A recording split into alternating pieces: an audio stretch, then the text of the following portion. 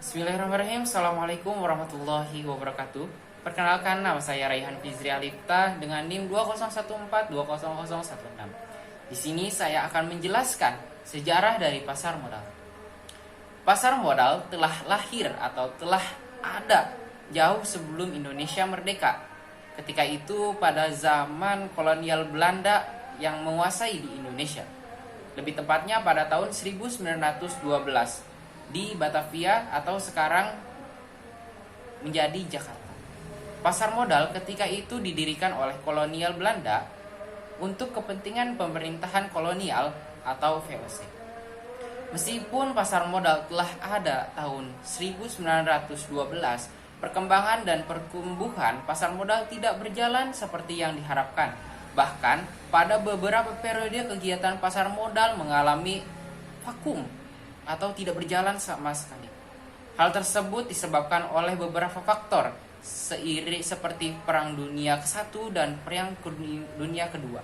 Perpindahan kekuasaan antara pemerintahan kolonial Belanda dan Republik Indonesia.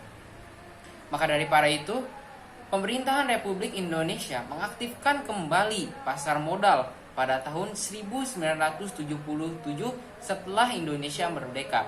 Dan beberapa tahun kemudian, pasar modal mengalami pertumbuhan yang signifikan seiring dengan sebagai intensif dan regulasi atau pendidikan yang baik. Selanjutnya di sini saya akan menjelaskan perbedaan pegadaian syariah pada perbankan syariah dan pegadaian syariah yang ada di lembaga keuangan syariah. Perbedaannya adalah aplikasi gadai atau rahan dalam perbankan syariah saat ini khususnya di Indonesia digunakan pada sistem gadai emas syariah, di mana produk gadai emas ini dalam pelaksanaannya menggunakan yang pertama akad rahan, yang kedua akad qard, dan yang ketiga adalah akad ijarah. Sedangkan dalam implementasi akad rahan di lembaga keuangan syariah atau bisa dikatakan sebagai pegadaian syariah yang ada di lembaga keuangan syariah, ada dua jenis, yaitu yang pertama, akad rahan dijadikan sebagai produk turunan berupa agungan atas pembiayaan. Dan yang kedua, akad rahan sebagai produk utama dalam bentuk pegadaian. Mungkin itu saja yang bisa saya sampaikan.